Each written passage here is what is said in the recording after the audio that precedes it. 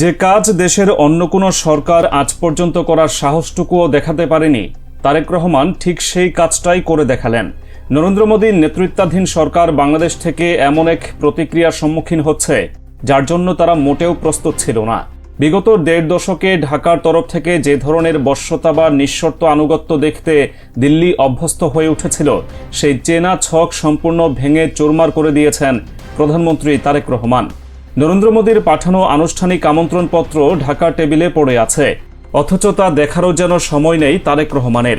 এক নজিরবিহীন সাহসিকতার সাথে ভারতের এই আমন্ত্রণকে ঝুলিয়ে রেখে তারেক রহমান স্পষ্ট বার্তা দিয়েছেন, ভারতকে আর গোনার টাইম নেই বাংলাদেশের। আগামী ১২ ও ১৩ই সেপ্টেম্বর নয়াদিল্লিতে বসতে যাচ্ছে ব্রিক্স শীর্ষ সম্মেলনের আউটরিচ পর্ব। বিশ্বের উদীয়মান অর্থনীতির ৯টি দেশের এই প্রভাবশালী জোটের অন্যতম আয়োজক ভারত। নরেন্দ্র মোদী ব্যক্তিগতভাবে চাইছেন এই মঞ্চে বাংলাদেশের প্রধানমন্ত্রী তারেক রহমান উপস্থিত থাকুন। এই লক্ষ্য পূরণে ভারত রীতিমতো মরিয়া হয়ে উঠেছে। গত বুধবার ঢাকায় নিযুক্ত ভারতীয় হাইকমিশনার দীনেশ ত্রিবেদী সরাসরি ছুটে যান পররাষ্ট্র মন্ত্রণালয়ে। সেখানে তিনি রীতিমতো রিকোয়েস্ট করে জানান, বাংলাদেশের নতুন প্রধানমন্ত্রীকে স্বাগত জানাতে ভারত অধীর আগ্রহে অপেক্ষা করছে।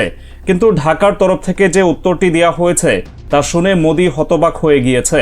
পররাষ্ট্রমন্ত্রী সাফ বলে দিয়েছে, ঢাকা কোনো তাড়াহুড়ো করবে না, বাংলাদেশ এই জোটের পূর্ণাঙ্গ সদস্য নয়, তাই এই আমন্ত্রণে সাড়া দেওয়ার কোনো বাধ্যবাধকতাও নেই। দিল্লির এই আমন্ত্রণের প্রতি ঢাকার এমন শীতল মনোভাব একদিনে তৈরি হয়নি। এর পেছনে রয়েছে সুনির্দিষ্ট এবং শক্ত কিছু কারণ। গত ১৭ই ফেব্রুয়ারি বর্তমান সরকার শপথ নেওয়ার পরপরই নরেন্দ্র মোদী প্রথম বিদেশি রাষ্ট্রপ্রধান হিসেবে তারেক রহমানকে ভারত সফরের আমন্ত্রণ জানিয়েছিলেন। ভারতের লোকসভার স্পিকার ওম বিড়লার মাধ্যমে পাঠানো সেই বিশেষ চিঠিতে কেবল প্রধানমন্ত্রীকেই নয়, তার স্ত্রী ডক্টর জুবাইদা রহমান এবং কন্যা জাইমা রহমানকেও সুবিধাজনক সময়ে ভারত সফরের আমন্ত্রণ জানানো হয়। সাধারণত ভারতের মতো শক্তিশালী প্রতিবেশীর কাছ থেকে এমন আমন্ত্রণ এলে অতীতে তড়িঘড়ি করে সফরের দিনক্ষণ চূড়ান্ত করার নজিরই দেখেছে বিশ্ব। কিন্তু প্রধানমন্ত্রী তারেক রহমান সেই পথে হাঁটেননি। তিনি অত্যন্ত দৃঢ়তার সাথে সেই আমন্ত্রণকে পাশ কাটিয়ে যান। ভারতের বদলে তিনি তার প্রথম দ্বিপাক্ষিক সফরের গন্তব্য হিসেবে বেছে নেন মালয়েশিয়াকে, আর দ্বিতীয় বিদেশ সফর হিসেবে তিনি ছুটে যান বেইজিংয়ে, যা নরেন্দ্র মোদীর সরকারের জন্য ছিল চরম এক কূটনৈতিক ধাক্কা।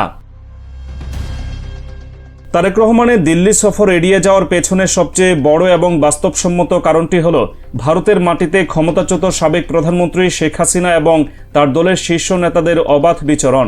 গত ৫ আগস্টের পর থেকে শেখ হাসিনা ভারতে আশ্রয় গ্রহণ করেছিলেন। তার সাথে রয়েছেন বিগত সরকারের অত্যন্ত প্রভাবশালী নেতা, আমলা এবং পুলিশ ও সেনাবাহিনীর সাবেক বিতর্কিত কর্মকর্তারা।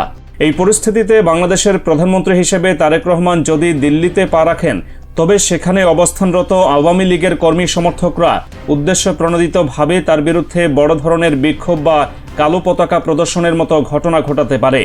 আন্তর্জাতিক সংবাদ মাধ্যমের সামনে এমন একটি পরিস্থিতি ঢাকার জন্য যেমন অবমাননাকর হবে, তেমনি দিল্লির নিরাপত্তা ব্যবস্থাকেও প্রশ্নবিদ্ধ করবে। তারেক রহমান অত্যন্ত বিচক্ষণতার সাথে এমন কোনো রাজনৈতিক ফাঁদে পা দিতে চাইছেন না। তবে এর চেয়েও গভীর এবং তাৎপর্যপূর্ণ একটি বিষয় লুকিয়ে আছে শেখ হাসিনার প্রত্যর্পণ ইস্যুর ভেতরে। বাংলাদেশ সরকারের পক্ষ থেকে ক্ষমতাচ্যুত শেখ হাসিনাকে দেশে ফেরত পাঠানোর জন্য আনুষ্ঠানিকভাবে ভারতের কাছে চিঠি দেওয়া হয়েছে, কিন্তু নরেন্দ্র মোদী সরকার সেই চিঠির কোনো কার্যকর জবাব না দিয়ে দিনের পর দিন তা ফাইলের নিচে চাপা দিয়ে রেখেছে। বাংলাদেশের আইনি ও রাষ্ট্রীয় অনুরোধকে ভারত যেভাবে অবজ্ঞা করছে, তারেক রহমান ঠিক একই ভাষায় মোদীকে জবাব দিচ্ছেন। ভারত যেমন বাংলাদেশের প্রত্যর্পণ চিঠি ঝুলিয়ে রেখেছে, তারেক রহমানও ঠিক একইভাবে মোদীর ভারত সফরের আমন্ত্রণ বারবার ঝুলিয়ে রাখছেন। এটি কেবল একটি সাধারণ প্রত্যাখ্যান নয়, এটি হলো সমানে সমান টেক্কা দেওয়ার এক চূড়ান্ত দৃষ্টান্ত। ঢাকা অত্যন্ত পরিষ্কারভাবে দিল্লিকে বুঝিয়ে দিচ্ছে যে বাংলাদেশের রাষ্ট্রীয় অনুরোধকে যদি পাত্তা দেওয়া না হয়, তবে ভারতের প্রধানমন্ত্রী নরেন্দ্র মোদীর আমন্ত্রণকেও ঢাকা এক বিন্দু পাত্তা দেবে না।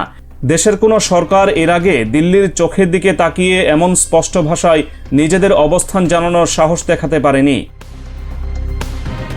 ভারতের অপেক্ষা করার মাঝেই বাংলাদেশের পররাষ্ট্রনীতি এক নতুন মাত্রা স্পর্শ করেছে চীনের সাথে সম্পর্কের মাধ্যমে। বেজিংয়ের সাথে ঢাকার সম্পর্ক এখন এক নতুন উচ্চতায় অবস্থান করছে। প্রধানমন্ত্রী তারেক রহমানের সাম্প্রতিক চীন সফরে দুই দেশের মধ্যে 17টি গুরুত্বপূর্ণ সমঝোতা স্মারক সই হয়েছে। দুই দেশের সম্পর্ক উন্নীত হয়েছে চীন Bangladesh community with a shared future বা অভিন্ন ভবিষ্যতের সম্প্রদায় পর্যায়ে। এটি প্রমাণ করে যে বাংলাদেশ তার উন্নয়নের অংশীদার নির্বাচনে ভারতের উপর নির্ভরশীলতার বৃত্ত থেকে সম্পূর্ণ বেরিয়ে এসেছে। বর্তমানে বাংলাদেশে সিদ্ধান্ত বাস্তবায়ন পর্যায়ে থাকা প্রায় $400 মিলিয়ন বেশি বিদেশি বিনিয়োগের 92% আসছে বিভিন্ন চীনা প্রতিষ্ঠানের কাছ থেকে। স্বাস্থ্যসেবা, শিল্পাঞ্চল স্থাপন, বন্দর উন্নয়ন থেকে শুরু করে তিস্তা মহাপরিকল্পনার মতো অত্যন্ত গুরুত্বপূর্ণ খাতগুলোতে চীনের সাথে সরাসরি কাজ শুরু করেছে ঢাকা। যেখানে ভারত বছরের পর বছর ধরে তিস্তা চুক্তি ঝুলিয়ে রেখে বাংলাদেশকে পানিশূন্য করে রেখেছে, সেখানে চীনের সহায়তায় তিস্তা অববাহিকার উন্নয়ন বাংলাদেশের জন্য এক যুগান্তকারী পদক্ষেপ।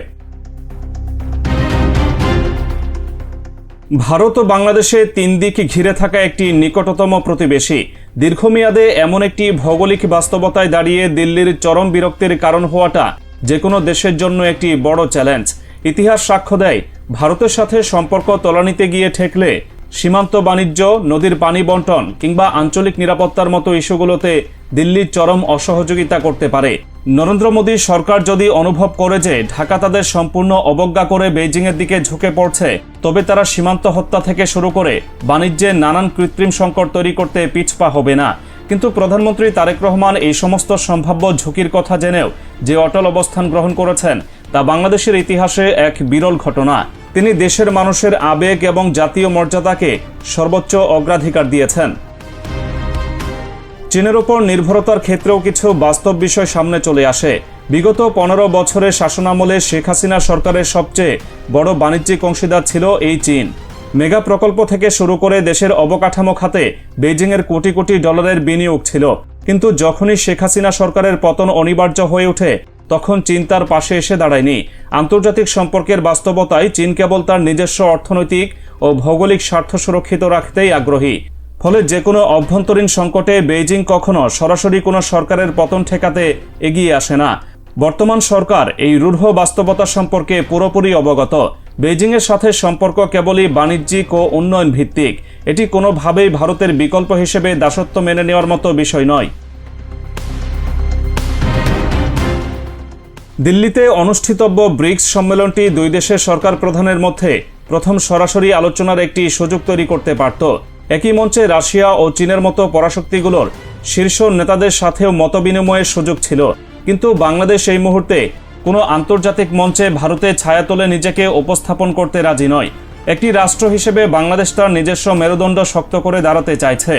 ভারতের তরফ থেকে বারবার টেলিফোন, সামাজিক যোগাযোগ মাধ্যমে বার্তা এবং দূত পাঠিয়েও যখন ঢাকার মন গোলানো যাচ্ছে না, তখন নরেন্দ্র মোদীর হতবাক হওয়া ছাড়া আর কোনো উপায় অবশিষ্ট নেই। মোদী সরকার হয়তো কল্পনাও করতে পারেনি যে ঢাকা থেকে তাদের এমন প্রকাশ্য প্রত্যাখ্যানের শিকার হতে হবে। বাংলাদেশের বর্তমান কূটনীতি অত্যন্ত সোজা এবং স্পষ্ট। একতরফাভাবে কেবল ভারতকে খুশি রাখার যে নীতি গত 1.5 দশক ধরে চালু ছিল, তার চূড়ান্ত অবসান ঘটেছে। ব্রিক্স সম্মেলনে যোগ দেওয়া বা না দেওয়ার সিদ্ধান্তটি কেবল একটি আনুষ্ঠানিকতা নয়, এটি হলো বহির্বিশ্বের কাছে বাংলাদেশের নতুন পরিচয়ের একটি শক্ত বার্তা। ঢাকা এখন নিজের শর্তে বিশ্বমঞ্চে কথা বলবে। দিল্লির আমন্ত্রণে সাড়া দেওয়া হবে কি হবে না, তার সিদ্ধান্ত ঢাকার নিজস্ব সময় নিয়ে নিজেদের স্বার্থ যাচাই করে তবেই নেবে। কারো চাপের মুখে বা কাউকে খুশি করার জন্য বাংলাদেশ আর এক পাও অগ্রসর হবে না। তারেক রহমানের এই অবিচল এবং সাহসী অবস্থান প্রমাণ করে দিচ্ছে রাষ্ট্র পরিচালনায় নতজানু হওয়ার দিন শেষ। বাংলাদেশ এখন তার সমকক্ষ হিসেবেই প্রতিটি রাষ্ট্রের সাথে দর কষাকষি করবে, তা সে যত শক্তিশালী রাষ্ট্রই হোক না কেন।